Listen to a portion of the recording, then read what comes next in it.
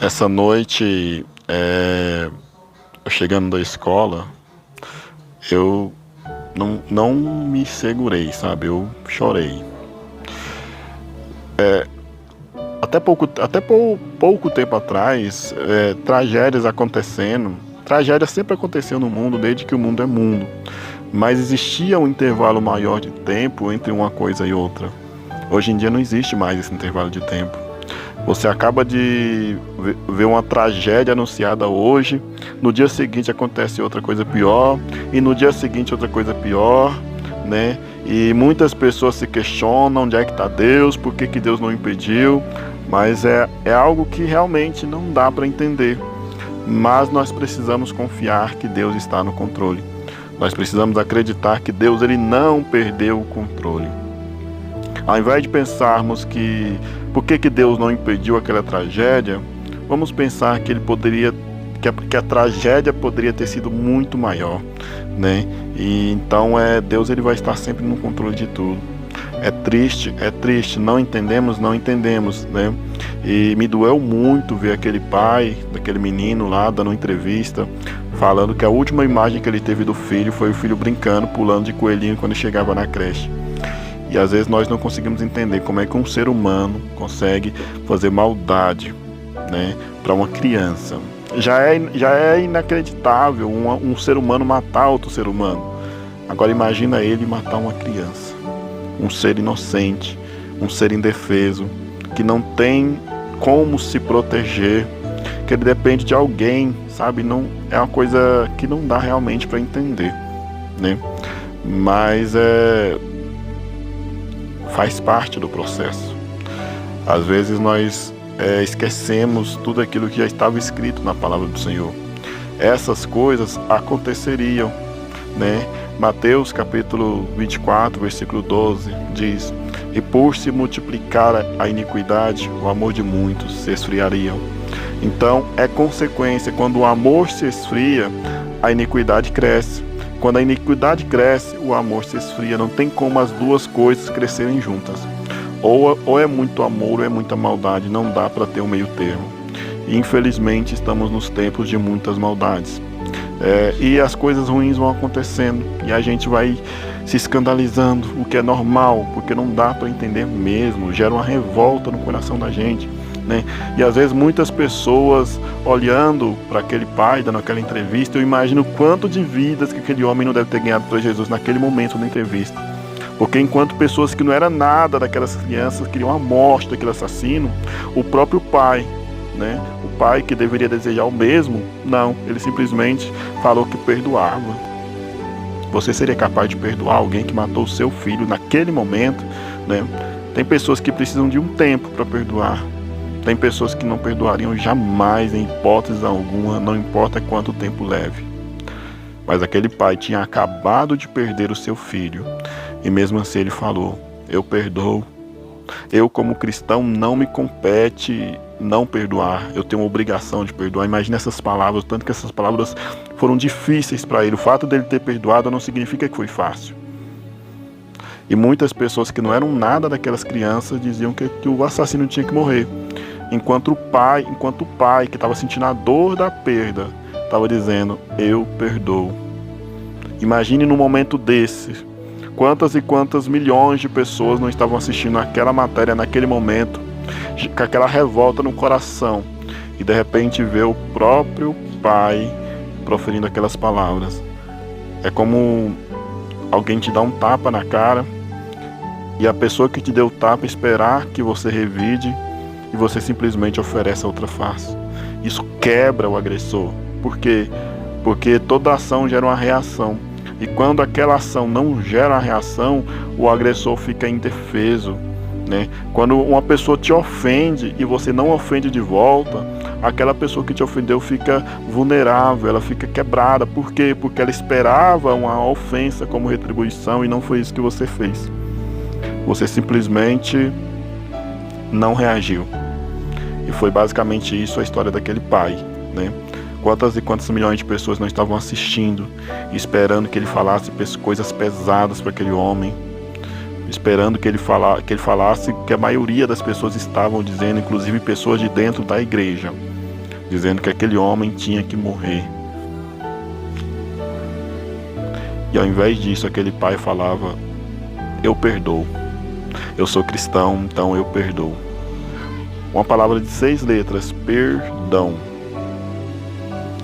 Mas tão difícil de ser pronunciada de coração. E o fato daquele pai ter dito essas palavras não significa que para ele foi fácil dizê-las. Não significa que para ele foi algo natural e que no dia seguinte ele está seguindo a vida normalmente como se nada tivesse acontecido. Não. Significa que ele acreditava que ele tinha a obrigação de perdoar. Quem somos nós para julgá-lo se caso ele não quisesse perdoar? Quem somos nós para julgá-lo se caso ele desejasse a morte daquele menino? Embora a Bíblia nos diga que nós temos que perdoar, mas quem somos nós? Porque nós não estamos no lugar dele, nós não estamos na pele dele. Somente quem sente a dor sabe onde está doendo e sabe a intensidade da dor. Mas ele surpreendeu a muita gente. Nem os repórteres estavam esperando aquela resposta. Tanto é que o repórter que estava entrevistando ele chorou e não conseguiu terminar a entrevista sem chorar, porque foi algo que realmente doeu, né? Quem imaginaria que aquela cena do filho dele chegando na creche, pulando como um coelhinho, seria a última cena que ele veria? Quem imaginaria? Talvez isso aconteceu com muitos de nós, né? Às vezes nós vemos uma pessoa agora, falamos algo totalmente bobo, totalmente aleatório, e de repente, depois descobrimos que aquela pessoa morreu, ou mais tarde, ou no dia seguinte, e aquela situação boba, cotidiana ali, foram as últimas cenas que você teve com aquela pessoa, e você não sabia que seriam as últimas. Imagine, nós nunca sabemos quando a morte vai chegar. Porém, nós também nunca vamos estar preparados para ela. Não a nossa morte, mas a morte de pessoas à nossa volta. Ninguém está preparado para perder, ninguém está. Mas a Bíblia nos fala que Jesus ele nos mandaria o outro Consolador. Eu tenho certeza que o Espírito Santo tem consolado aquelas vidas, porque por maior que seja a dor, o Espírito Santo ele está ali para consolar. Deus ele sentiu essa mesma dor, porque ele também viu seu filho morrendo, e era um filho inocente, assim como aquelas crianças. Não tinha pecado, não tinha maldade. Então Deus entende o coração de cada um de nós, ele entende o sofrimento de cada um de nós, está sempre ali para nos consolar, está sempre ali para nos amparar. Uma passagem bíblica que eu gosto bastante se encontra no Evangelho de Mateus, no capítulo 14. Quando Jesus ele sai do barco, a Bíblia nos fala que ele vê aquela multidão toda precária, necessitada, e a Bíblia nos fala que ele sente compaixão. A mesma compaixão que ele sentiu quando viu Lázaro morto. A mesma compaixão que ele sentiu quando ele viu a filha de Jairo morta. A mesma compaixão que ele viu quando viu a viúva de Naim enterrando o seu último filho. Jesus ele sentiu compaixão daquela multidão. E a Bíblia nos fala que após ele sentir compaixão, ele saiu curando as pessoas.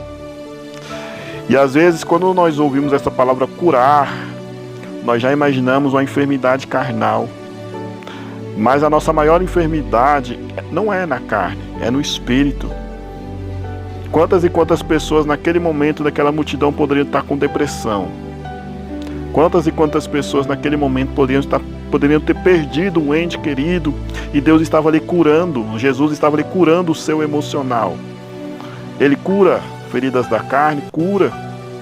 Ele cura a enfermidade, cura. Mas a maior cura que Jesus pode nos trazer é aquela de dentro de nós. Aquela cura interior, aquela cura que nos consome, porque a nossa carne pode estar boa, mas se por dentro nós não estivermos bem, a nossa enfermidade se torna muito maior. Tem muitas pessoas que estão livres fisicamente, mas estão aprisionadas espiritualmente. Paulo estava na cadeia e ele estava muito mais livre do que pessoas que estavam do lado de fora das celas, das grades. Então a maior enfermidade do ser humano é a enfermidade espiritual e emocional. Então quando Jesus viu aquela multidão, lá em Mateus capítulo 14, ele sentiu compaixão e saiu curando.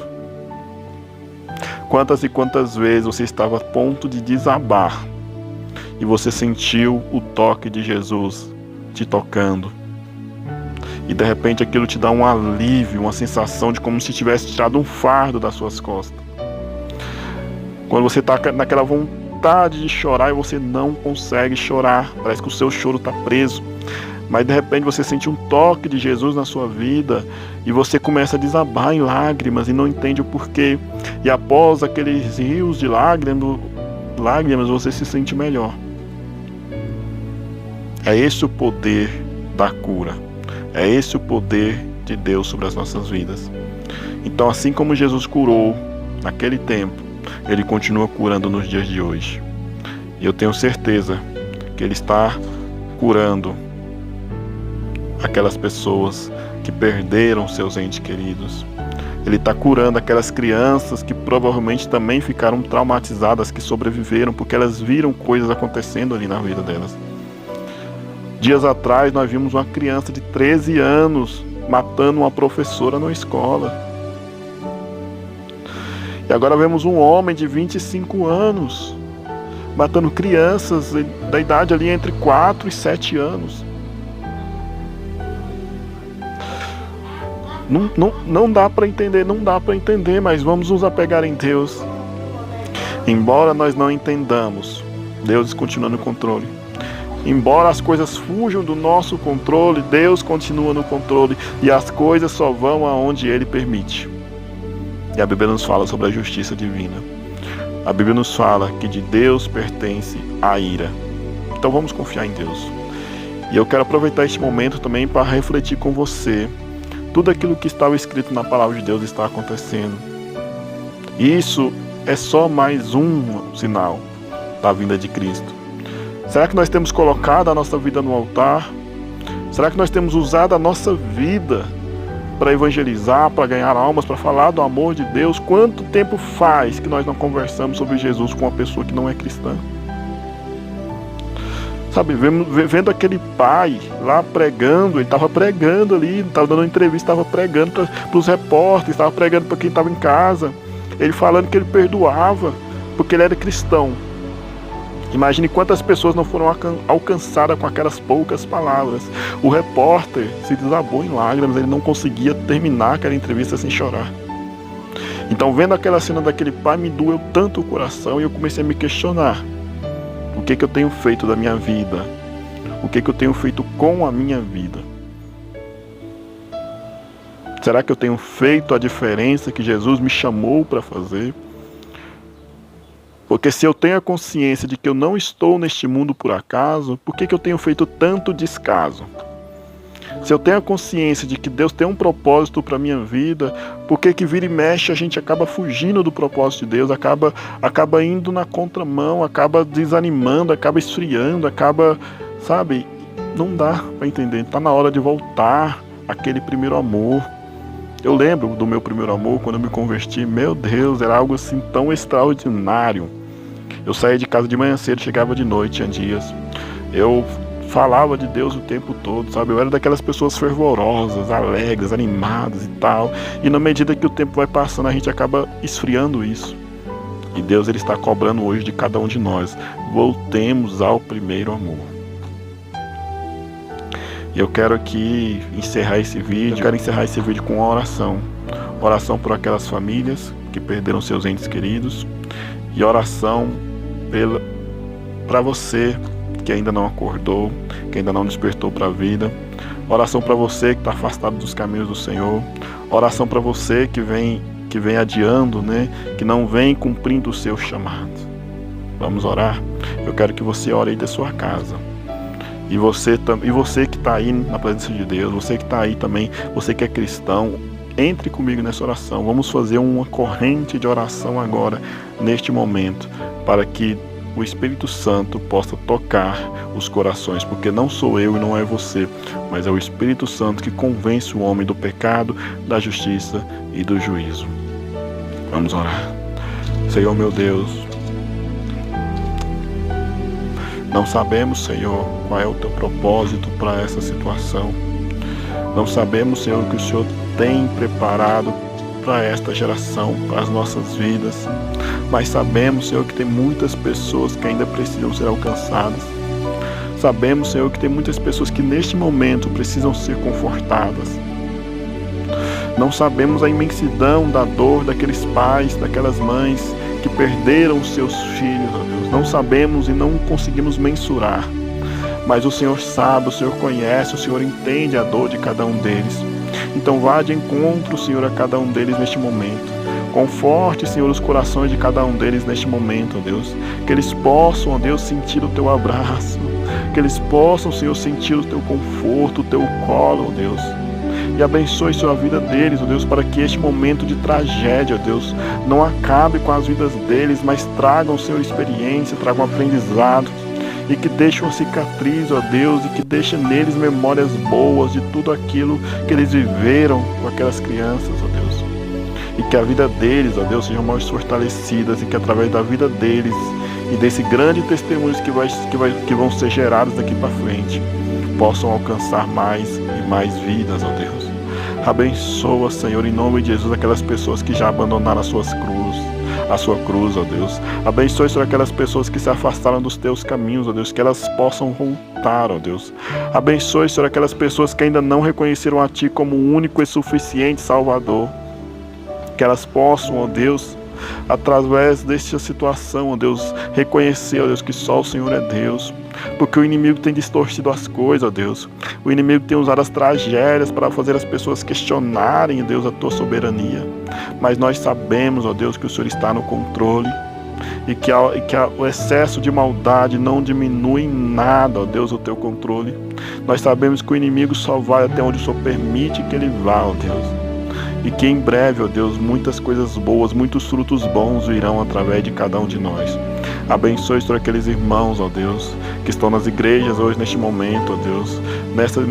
Aqueles irmãos, ó Deus, que ainda não se comprometeram verdadeiramente com o teu evangelho, ó Deus. Que possamos acordar, que possamos despertar, que possamos sair dessa zona de conforto, ó Deus, e viver verdadeiramente aquilo que o Senhor tem preparado para nós, ó Deus. Abençoe, ó Deus, em nome de Jesus, a cada uma das pessoas que estará assistindo esse vídeo, ó Deus. Em nome de Jesus, derrama o teu poder, a tua graça e a tua misericórdia, em nome de Jesus. Amém. Que Deus abençoe sua vida. Gente, assim, ó, tem pessoas que estão inconformadas com a situação normal. Alguns estão desejando muito mal para a pessoa que atacou nossos filhos, crianças. Não julgo elas, mas meu sentimento como pessoa, eu não posso me permitir como cristão, porque os valores que Cristo me ensinou. Então, assim, ó, eu perdoo a vida dessa pessoa. Eu não conheço, nunca nem vi, não sei quem é. Mas eu, como cristão, peço que Deus conforte meu coração para lidar com essa situação. E eu vou honrar a memória do meu filho todos os dias. E que Deus conforte o coração de todas as famílias. Eu posso falar qualquer coisa aqui, não vai amenizar a dor de ninguém. Mas eu, os meus valores como cristão, como militar, eu vou lutar contra tudo, todas as minhas forças, para continuar no caminho do Senhor. E eu agradeço a Deus por todos os momentos que eu vivi com meu filho. Então, a partir de hoje, a memória dele vai ser honrada no meu coração. Que Deus conforte o coração de cada um que está aqui dentro, de todo mundo, porque só quem já sentiu o drama na pele sabe. Então, assim, que Deus nos dê graça para continuar. Tu quer compartilhar com a gente uma boa lembrança do teu filho? Hoje ele chegou pela creche de manhã, imitando o coelhinho, e eu, o amiguinho dele, a gente veio pulando de coelhinho. E é isso, cara. Fazer valer a pena todos os momentos.